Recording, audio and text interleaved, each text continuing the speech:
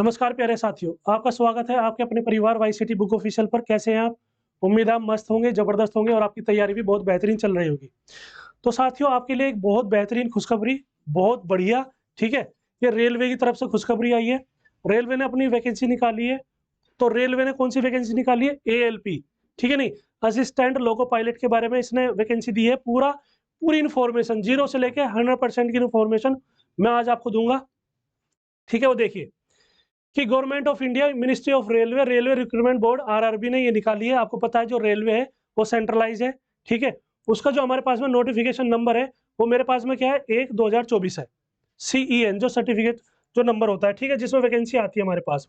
देखिए, ये हमारे पास में क्या है, ये जोन है, रेलवे के जोन है जहाँ जहाँ ये काम करते हैं, ठीक है? जम्मू जोन हो गया, चंडीगढ़ हो गया, गोरखपुर, मुजफ्फरपुर, गुवाहाटी, मालदा, सिलीगुड़ी, कोलकाता, ये हमारे पास में विभिन्न जोन है। और मैं आपको ये भी बताऊंगा बिल्कुल वैकेंसी के अकॉर्डिंग आपको किस जोन में फॉर्म भरना चाहिए, किस जोन की वैकेंसी, मतलब किस जोन में वैकेंसी ज़्यादा है और किस जोन में मतलब आपको फॉर्म भर करके आसानी हो सकती है सिलेक्शन लेने में, किसी कट ऑफ सबसे कम जाती है, वो सारी चीज़ें बताऊंगा मैं आपको, ठीक है? चलिए, बेंगलुरु हो गया, चेन्नई और तिरुवनंतपुरम हो गया।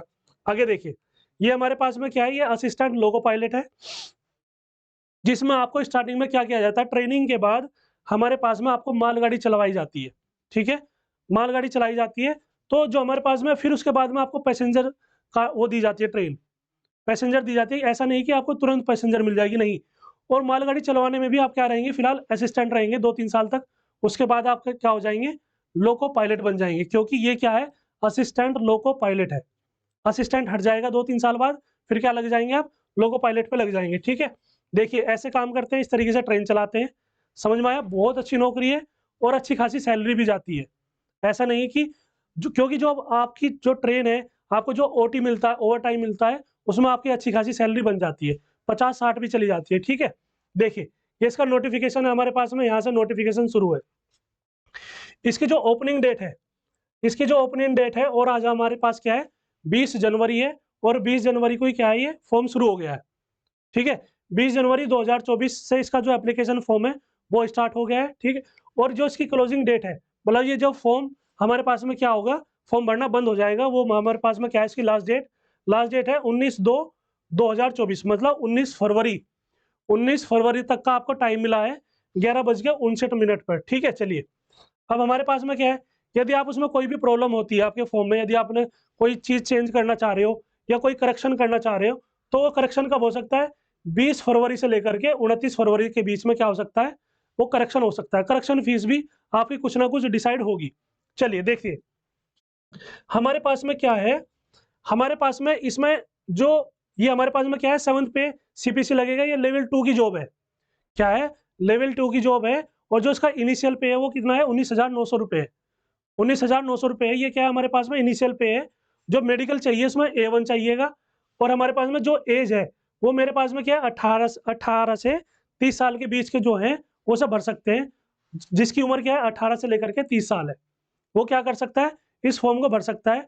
और जो टोटल वैकेंसीज़ है वो कितनी है, 5,996 है। जो टोटल वैकेंसी है हमारे पास में 5,996 है। और ये भी है कि ये भी पॉसिबिलिटी है कि वैकेंसी फ्यूचर में बढ़ जाए, ठीक है? ये क्या है, ये धीरे-धीरे बढ़ भी जाएँगी, ठीक है? चलिए आगे देखिए। अब मेरे पास में क्या है, और इसमें एक कंडीशन ये दी है कि candidate waiting for final results prescribed education technical qualification is not apply. एक तो ये कंडीशन हो गई इसकी, लेकिन इसमें कंडीशन एक ये भी है कि आपको जब इतने सारे हमें ज़ोन मिलते हैं, तो आपका मन करता है कि इस ज़ोन में भी डाल लिया जाए फॉर्म, इस ज़ोन में भी डाल लिया जाए, कि यहाँ पे भी नंबर आ जाएगा, यदि यहाँ पे नहीं आया तो यहाँ पे आ जाएगा। लेकिन नहीं, ऐसा इसमें कुछ नहीं है, क्योंकि जब आप भी फॉर्म भरते हो, आपकी सेम इन्फॉर्मेशन होती है। यदि आपका नाम XYZ है, मम्मी मम्मी का नाम ABC है, कुछ भी है, तो जो आप दूसरा फॉर्म भरोगे, तो उसमें भी तो वही नाम चाहिएगा। तो उससे क्या होता है, आपका जो आपने 2 ज़ोन डाले हैं या 3 ज़ोन आपने फॉर्म भरा है, तीनों ज़ोन में, तो वो तीनों के तीनों कैंसल आउट हो जाएँगे। तीनों फॉर्म क्या, क्योंकि आपकी इन्फॉर्मेशन क्या हो जाएगी, ओवरलैप हो जाएगी। और जब इन्फॉर्मेशन ओवरलैप हो जाती है, तो आपके फॉर्म क्या हो जाएँगे, कैंसल हो जाएँगे। आप किसी भी ज़ोन का पेपर नहीं दे पाएँगे, ठीक है? अब इसने ये कहा है, इसमें हमारे पास में नोटिफ़िकेशन में साफ-साफ दिया है। हमारे पास में क्या है, साफ-साफ दिया है, क्या दिया है कि कैंडिडेट्स जो हमारे पास में क्या है, कि ओनली वन एप्लीकेशन पर कैंडिडेट, केवल ओनली वन आरआरबी, क्या है, ओनली वन आरआरबी, मतलब आरआरबी में केवल जो भी एक जोन है उसे ही आप भर सकते हैं। चाहे आप प्रयागराज भरें, चाहे मालदा भरें, चाहे आप सिलीगुड़ी भरें, कुछ भी भर सकते हैं, लेकिन एक ही जोन भरना है आपको, गलती मत करना, ठीक है। चलिए आगे देखिए, मेरे पास में क्या है, आगे इन्फॉर्मेशन आपके लिए ये रही, क्योंकि अभी आपको बहुत ज्यादा कंफ्यूजन होगा कि सर 12वीं के जो पीसीएम है वो नहीं भर सकते क्या, और जो मेरे पास में डिप्लोमा है, आईटीआई है, यदि आपके पास कोई अदर ब्रांच है वो नहीं भर सकते क्या। सारी इन्फॉर्मेशन दूंगा मैं, कौन कौन फॉर्म अप्लाई कर सकता है, किस तरीके से अप्लाई कर सकता है, सारी इन्फॉर्मेशन आपके सामने है, ठीक है। आगे बढ़िए, देखिए इसमें कहा है कि जो एज है ना, वो जो एज कैलकुलेटर होगी हमारे पास में, एज जो कैलकुलेट होगी हमारे पास में कहां से होगी, 1 जुलाई 2024 से, 1 जुलाई 2024 से कैलकुलेट होगी, ठीक है। यदि आप ओबीसी हैं, ठीक है, तो उन्हें 3 साल की छूट मिलेगी। आप एससी एसटी हैं तो उन्हें 5 साल की छूट मिलेगी। वो सारी एज क्राइटेरिया आगे है, वो भी मैं बताऊंगा। देखिए प्लीज सी द पैरा, यदि आपको, आप जनरल को छोड़ करके आप किसी अदर कैटेगरी में हैं, तो आपको पैरा कौन सा देखना है, 5.1, ये डिटेल देखनी है। चलो ये डिटेल मैं आपको दिखा देता हूँ कि आपको छूट किस तरीके से मिलेगी, ठीक है। सारे कंफ्यूजन क्या हो जाएंगे, दूर हो जाएंगे। ये रहा देखो 5.1 मेरे पास में, 5.1 ये रहा, देखिए फिर मैं आपको सारी चीजें बताऊंगा। 5.1 रहा, ये रहा आपके सामने, देखिए इसमें क्या कहा है, इसमें यह कहा है कि यदि आप एससी एसटी कैंडिडेट हैं, यदि आप एससी एसटी से बिलोंग करते हैं, तो आपकी जो छूट मिलेगी ना आपको, वो कितनी मिलेगी, वो मिलेगी आपको 5 साल की, 5 साल की छूट मिलेगी। यदि आप क्या है, ओबीसी एनसीएल है, नॉन क्रीमी लेयर है, तो आपको छूट कितनी मिलेगी, वो मिलेगी 3 साल की। यदि आप एक्स सर्विसमैन है और यूआर या ईडब्ल्यूएस में है, यूआर का मतलब क्या है, जनरल, जो अनरिजर्व होते हैं, उन्हें क्या मिलेगी, 3 साल की छूट मिलेगी। यदि आप एक्स सर्विसमैन है और ओबीसी है, उन्हें 6 साल की मिलेगी। और जो आप, यदि आप एक्स सर्विसमैन है और यदि एससी एसटी है, एससी एसटी है, तो आपको कितनी साल की छूट मिलेगी, 8 साल की छूट मिलेगी, ठीक है। ये हो गया पहलू पहला, मतलब जो आपका कदम था कि हाँ हम एलिजिबल हैं या नहीं है, वो ये चीज पहले हो गई। चलिए अब देखिए इसमें क्या कहा है, इसमें हमारे पास में ये कहा है, इसमें नोटिफिकेशन में ये सारी इन्फॉर्मेशन तो आपके सामने आई गई, ठीक है। आपको आगे देखिए, आगे इसमें ये कहा है, आपके जो भी डाउट होंगे ना सारे क्लियर हो जाएंगे आज, इससे आगे कोई भी डाउट नहीं फंसेगा। चलिए देखिए, अब मेरे पास में कहा है कि जो सिग्नेचर होंगे ना हमारे पास में, और जो फोटो होगा आपका, एक तो आपका फोटो और एक सिग्नेचर, तो सिग्नेचर कहा है कि signature must be in running hand writing, मतलब रनिंग हैंड राइटिंग, जैसे डॉक्टर लिखते हैं ना इस तरीके से रनिंग हैंड राइटिंग में, तो ऐसे ही आपके क्या होने चाहिए, साइन होने चाहिए। नॉट इन ब्लॉक लेटर और डिसजॉइंट लेटर, मतलब ब्लॉक लेटर में नहीं होने चाहिए। जैसे आप नाम लिखते हो ना कि XYZ, जैसे नाम लिखा किसी ने, रोहित लिखा, तो वो ऐसे लिखेगा ROHIT, ऐसे भी साइन करते हैं बहुत लोग, ठीक है, कि मेरा नाम भी यही है और साइन भी यही है। तो इसमें ये कहा गया, ये गलत है। आपको कैसे साइन करना है, सपोज करो रोहित ऐसे साइन करता है, इसे बोलते हैं रनिंग राइटिंग, जिसमें कोई जॉइंट ना हो, ठीक है। ये क्या है, कहीं ना कहीं से आपसे मिला हुआ है, रोहित इस तरीके से। ऐसे आपको रनिंग राइटिंग में, डॉक्टर जैसी राइटिंग जो होती है ना, उसी राइटिंग में क्या करना है, आपको साइन करने हैं। ये इसका पहला पॉइंट है। इसमें एग्जाम कितने होंगे, इसमें भैया 3 एग्जाम होंगे। कैसे, CBT 1 होगा, फिर हमारे पास में क्या होगा, CBT 2 होगा, और CBAT होगा। क्या होगा हमारे पास में, CBAT होगा। इन तीनों एग्जाम के बाद आपके पास क्या होगा, DV होगा, डॉक्यूमेंट वेरिफिकेशन होगा। फिर मेरे पास में क्या आएगा, मेडिकल एग्जाम आएगा, मतलब आपका मेडिकल टेस्ट होगा, कि मेडिकल में क्या क्या चीजें देखी जाएंगी, वो सारी है। आपकी आंखें भी देखी जाएंगी, आपको कलर ब्लाइंडनेस है या नहीं है वो भी देखा जाएगा, उसका भी मैं सारी चीजें बताऊंगा आपको, ठीक है। चलिए अब मेरे पास में देखिए, ये चीजें पता लग गई आपको, एग्जाम पैटर्न भी बताऊंगा। और देखिए ये सारी फैसिलिटी है, जो आपको फैसिलिटी मिलेगी, फैसिलिटी बाद में देखना है, पहले फोकस करना है तैयारी पर, ठीक है। पहले फॉर्म भरेंगे अच्छी तरीके से, फॉर्म भरना सीखिए कि फॉर्म कैसे भरा जाएगा, और नोटिफिकेशन पे ही विश्वास करना है, किसी और पे विश्वास नहीं करना है, ठीक है। चलिए आगे देखिए, हमारे पास में वैकेंसी है। अब इसमें कहा भी है कि भाई इंक्रीज भी हो सकती है। देखिए ये है हमारे पास में मेडिकल टेस्ट। अब इसमें ये कहा कि जो मेडिकल स्टैंडर्ड है हमारे पास में, मेरे पास में क्या मेडिकल स्टैंडर्ड है, वो कितना, A1 है। A1 मेडिकल स्टैंडर्ड का मतलब क्या है कि आपको, जो आपका विजन है ना, डिस्टेंट विजन जो होता है वो 6/6 होना चाहिए, 6/6 होना चाहिए। और 6/6 है without glasses, with fogging test होगा आपका, नियर विजन होना चाहिए, 0.6 होना चाहिए, विदाउट ग्लासेस होना चाहिए, must be pass test for colour vision. Colour vision का मतलब ये होता है कि यदि आपको किसी कलर में कोई प्रॉब्लम होती है, ठीक है, आपको हमेशा क्या होता है, ग्रीन कलर नहीं दिखाई देता। सपोज करो हरी घास है, हरी घास में कोई बॉल पड़ी है तो वो आपको दिखाई नहीं देगी, ऐसा भी कलर विजन होता है हमारे पास में, ठीक है। बहुत सारी प्रॉब्लम्स होती हैं, तो फिर क्या है हमारे पास में फील्ड ऑफ विजन, देखो ये वही क्वेश्चन है।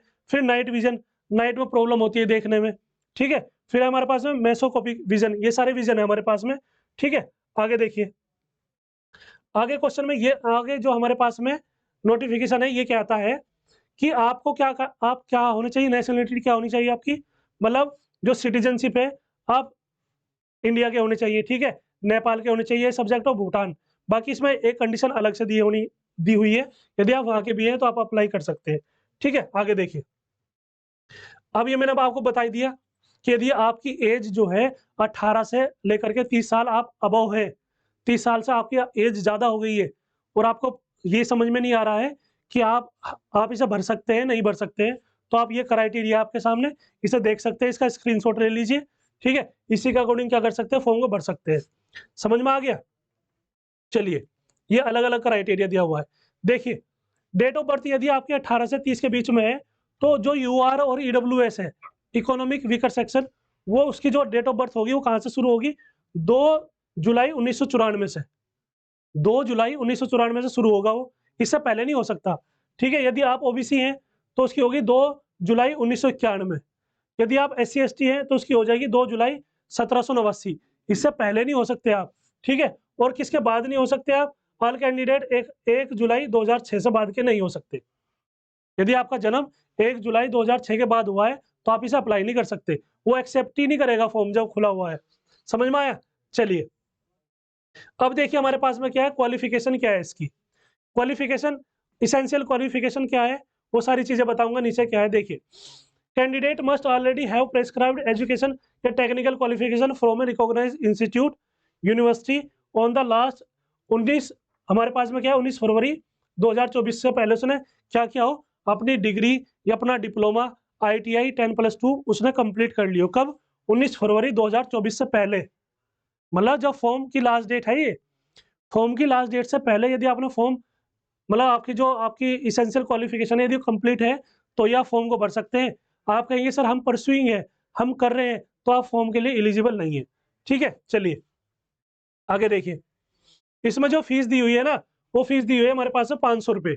और इसमें यह भी कहा है कि जब CBT एग्जाम फर्स्ट हो जाएगा ना, ऑन अपियरिंग फर्स्ट से CBT, तो इसमें 400 रुपये आपको वापस कर दिए जाएंगे।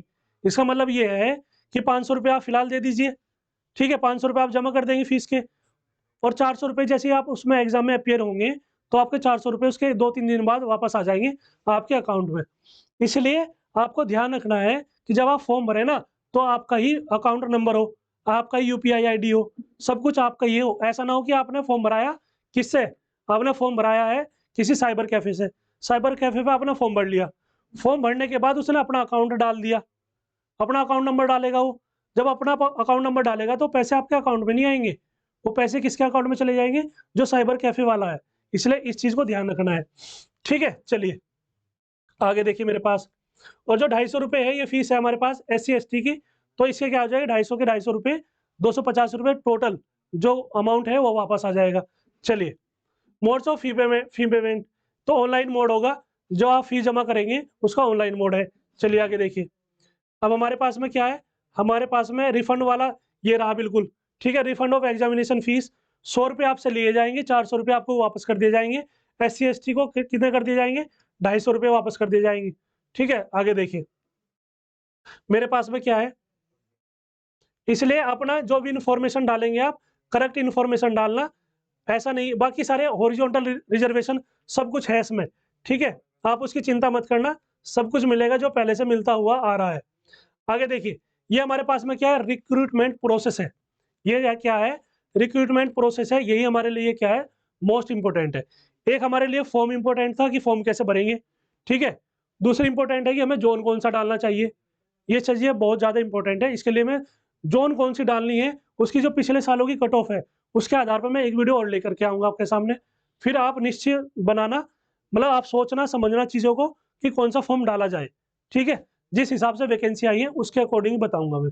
देखिए ये कह रहा है कि जो हमारे पास में प्रोसेस है वो प्रोसेस क्या है, आपको केवल एक ही आरआरबी जो जोन है हमारे पास में वही भरना पड़ेगा, केवल एक आरआरबी जोन भरना है। उसके बाद क्या है, एक ही वो क्या हो जाएगा, एप्लीकेशन फॉर्म भरा जाएगा। गलती से भी दो मत भर देना वरना गलत हो जाएगा, ठीक है। तो जैसे ही आपको कौन कौन सी स्टेज से गुजरना है, आपके पास क्या होगी, सीबीटी 1 होगा, मेरे पास में क्या होगा, सीबीटी 1 होगा, कंप्यूटर बेस्ड टेस्ट है। उसके बाद जैसे आप इसे क्वालिफाई कर लेंगे, फिर मेरे पास में क्या होगा, सेकंड सीबीटी होगा। इस सेकंड सीबीटी में कुछ क्वेश्चन तो आएंगे आपके जो सीबीटी 1 में आते हैं, कुछ क्वेश्चन आएंगे आपके टेक्निकल से, ठीक है। टेक्निकल से आएंगे, टेक्निकल का मतलब ये है जिससे आपने आईटीआई की है, जिससे आपने डिप्लोमा किया है, जिससे आपने टेक्निकल डिग्री से आपने बीटेक की है, समझ में आया। चलिए उसके बाद क्या है, सीबीएटी है, ये एप्टीट्यूड टेस्ट है। एप्टीट्यूड टेस्ट भी बताऊंगा आप कैसे करते हैं। एप्टीट्यूड टेस्ट में ये होता है कि आपसे कुछ चीजें पूछ ली जाती हैं कि आपको 3 बंदे दिखाई दिए और ये कहेगा कि आगे जैसे पेज पलटते हैं आप कहेंगे कि जो तीसरा बंदा था जो बीच में खड़ा हुआ था उसने कौन से कलर की शर्ट पहनी हुई थी, तो उसमें निशान लगाओ। इस तरह के क्वेश्चन होते हैं, ठीक है। उसे क्या बोलते हैं, सीबीएटी होते हैं। फिर इसके बाद जैसे आप इसे क्वालिफाई करेंगे, फिर आपके पास क्या आएगा, डीवी आएगा, डॉक्यूमेंट वेरिफिकेशन, फिर मेडिकल होगा और फिर आपके क्या लगेगी, कट ऑफ लग जाएगी, ठीक है। और ये सारी चीजें आपको, ये सारी चीजें कहाँ से मिलेंगी, आपको ये आरआरबी जो हमारे पास में वेबसाइट होती है वहां से, या एसएमएस या ईमेल से, ये सारी चीजें आपके उसमें आ जाएंगी, फोन पे आ जाएंगी, ईमेल पे आ जाएंगी, ठीक है। चलिए आगे देखिए। अब मेरे पास में क्या है, फर्स्ट स्टेज सीबीटी एग्जाम है, ये कैसे होगा देखिए। अब आपको क्या करना है, जैसे आप इसे सीबीटी 1 देंगे, सीबीटी 1 होगा तो उसमें आप शॉर्ट लिस्ट होंगे, शॉर्ट लिस्ट होने के बाद में फिर आप क्या देंगे, सीबीटी 2 एग्जाम देंगे। लेकिन पहले ये देखना है आपको सीबीटी 1 में सिलेबस में क्या क्या है। आपको जो टाइम है सीबीटी 1 का, जो टाइम दिया हुआ है वो टाइम दिया हुआ है मेरे पास में 60 मिनट। कितना दिया हुआ है, 60 मिनट दिया हुआ है। टोटल नंबर ऑफ क्वेश्चन कितने हैं, 75 क्वेश्चन है हमारे पास में, क्या है 75 क्वेश्चन दिए होंगे। उसमें क्या कहेगा कि एक नंबर का एक क्वेश्चन है, एक क्वेश्चन एक नंबर का है। और जो नेगेटिव मार्किंग है, सबसे खतरनाक तो क्या है, नेगेटिव मार्किंग है 1/3, 1/3 की नेगेटिव मार्किंग है इसमें, ठीक है। ये लेने के बाद में एक कंडीशन और है इसमें, यदि आप यूआर और ईडब्ल्यूएस है तो आपके नंबर कितने आने चाहिए, 40% से ऊपर होने चाहिए। फिर यदि आप ओबीसी नॉन क्रिमिनल लेयर है तो आपके कितने होने चाहिए, 30% से ऊपर होने चाहिए। यदि आप SC ST हैं तो 30% और 25% तक क्या होने चाहिए, ऊपर होने चाहिए, ये चीज है। अब मेरे पास में सिलेबस में क्या क्या है, अब देखिए सिलेबस में मेरे पास में मैथमेटिक्स है, मैथमेटिक्स का ये सिलेबस है जिसमें नंबर सिस्टम है, बोर्ड मास है, डेसिमल है, फ्रैक्शन है। ये सारे के सारे आपके पास जो हमारे पास बुक है वो सारे इसमें इंक्लूड है, ठीक है। फिर मेरे पास में क्या है, रीजनिंग है, रीजनिंग में एनालॉजी है, अल्फाबेटिकल है, कंक्लूजन है, डिसीजन मेकिंग है, सिमिलैरिटीज है, स्टेटमेंट, आर्गुमेंट्स है और अजम्पशंस है। ये सारे वही है जो एक मतलब नॉर्मल एग्जाम होता है, ये सारी चीजें वही पूछी है। सबसे खास क्या है इसमें, जनरल साइंस है और जनरल अवेयरनेस है। जनरल साइंस है, ये आएगा फिजिक्स, केमिस्ट्री और लाइफ साइंसेज 10 स्टैंडर्ड लेवल। मतलब क्या हुआ, मतलब ये हुआ कि साइंस कोई अलग सा सब्जेक्ट है इसमें, जिसमें आपको फिजिक्स, केमिस्ट्री और लाइफ साइंस पढ़नी पड़ेगी, ये अलग सा पार्ट दिया हुआ है। फिर हमारे पास में क्या दिया हुआ है, जनरल अवेयरनेस। जनरल अवेयरनेस ने क्या कहा है कि हमारे पास में करंट अफेयर होगा, साइंस और टेक होगा, फिर स्पोर्ट्स होंगे, कल्चर होंगे, ठीक है, इकोनॉमिक्स, हमारे पास पॉलिटिक्स होगा और अदर सब्जेक्ट इंपॉर्टेंट जो होंगे हमारे पास में, जीएस में जो काम करते हैं, एक एक दो दो क्वेश्चन उससे पूछा जाएगा। समझ में आ गया। चलिए इसके बाद क्या हमारे पास में सीबीटी 2 है। अब सीबीटी 2 का क्या है, 2 पार्ट है। सीबीटी 2 जो है हमारे पास में 2 पार्ट में डिवाइड है।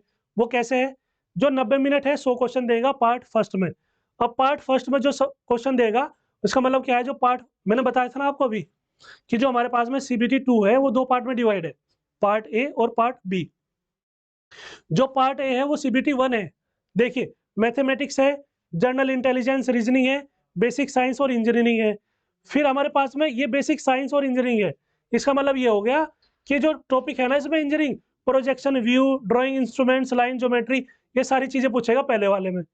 पार्ट बी में क्या पूछेगा, पार्ट बी में जो आपने आपने अपनी ब्रांच डाली है, ठीक है, जो आपने अपनी टेक्निकल डिप्लोमा डाला है, आईटीआई डाला है, या आपने क्या डाला है, डिप्लोमा या डिग्री डाली है बीटेक की, जो इसमें प्रेस्क्राइब्ड है, जो इसमें दिखाया गया है, यदि आपने वही इसके अंदर इंक्लूड किया है तो वही आपके सामने खुलेगा पेज, ठीक है, और वही आपको क्या हो जाएगा, आप उसी का एग्जाम देंगे। जैसे मैकेनिकल हो गया, इलेक्ट्रिकल हो गया, ठीक है, हमारे पास में जो पाइप इंजीनियरिंग हो गई, बहुत सारी ब्रांचेज हैं, उसमें सारे में डिस्कस करते हैं। ठीक है, ये पार्ट 2 हो जाएगा, ये वेरियस ट्रेड के बारे में बताया गया है।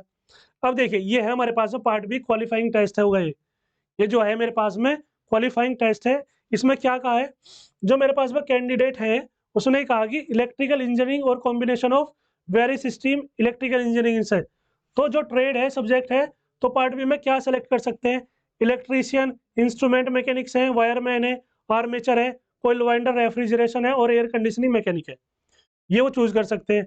यदि आप इलेक्ट्रॉनिक्स और combination of various stream electronics engineering से रिलेटेड है, तो आप इलेक्ट्रॉनिक्स हो गया आपके पास, मैकेनिक या मैकेनिक रेडियो टीवी होगा। चलिए, यदि आपने मैकेनिकल से डिप्लोमा किया है या बीटेक किया है, तो combination of various stream of mechanical, fitter हो गया, मैकेनिक हो गया motor vehicle, tractor mechanic, mechanic diesel हो गया, टर्नर मैकेनिस्ट हो गया, रेफ्रिजरेशन हो गया, एयर कंडीशनिंग हो गया, हीट इंजन हो गया और मिल राइट मेंटेनेंस हो गया, ये हो गया। यदि आपके पास ऑटोमोबाइल इंजीनियरिंग और combination of various stream of automobile है, तो क्या हो जाएगा, mechanic motor vehicle, tractor mechanic हो गया, मैकेनिक डीजल हो गया, हीट इंजन हो गया, रेफ्रिजरेशन और एयर कंडीशनिंग हो गया। ये चीज़ें आप क्या कर सकते हैं, उसमें डाल सकते हैं। ये हमारे पास में क्या है, ब्रांचेज हैं। यदि आप ये देख रहे हैं, ठीक है, आपको लग रहा है कि यदि आप इनसे बिलोंग करते हो, कि आपने ITI से की है या आपने डिप्लोमा किया है या आपके पास बीटेक में ये ब्रांच थी, तो आप क्या कर सकते हैं, फॉर्म को डाल सकते हैं। ठीक है, उसके बाद हमारे पास में क्या आएगा, उसके बाद में मेरे पास में आएगा एप्टीट्यूड टेस्ट। क्या आएगा मेरे पास में, एप्टीट्यूड टेस्ट आएगा। जो तीसरा पार्ट है, मैंने बताया ना 3 एग्जाम होंगे, पार्ट 2 के 2 होंगे। तो candidate equals to 8 times of number ALP vacancies for each notified, हमारे पास कम्युनिटी कैटेगरीज में होगी, UR, OBC, SC, ST, ये सारी चीजें हो जाएंगी। फिर उसके बाद क्या आ जाएगा आपके पास, हमारे पास में क्या आएगा, CBAT आएगा। CBAT आएगा, तो इसी में ही क्या बुलाएंगे, जो आप पार्ट ए और पार्ट बी का टेस्ट देंगे ना, उसके 8 गुना बच्चे इसमें बुलाए जाएंगे। ठीक है, जैसे आप इसे भी क्वालिफाइंग कर लेंगे, फिर आपको DV के लिए बुलाया जाएगा। जब DV में कोई प्रॉब्लम नहीं होती ना, मेडिकल में ज़्यादा प्रॉब्लम होती है, तो जैसे आप इसे क्वालिफाई करेंगे, तो आपकी नौकरी आपके हाथों में होगी। ठीक है, आपकी नौकरी आपके हाथों में होगी, इसलिए पूरी मेहनत से करें, पढ़ाई करते रहें, कोई दिक्कत नहीं है। यदि आपको कोई लग रहा है, अब जोन की बात है, जोन के लिए मैं अलग से सेपरेट वीडियो बना दूंगा, 5 से 10 मिनट के आसपास की होगी।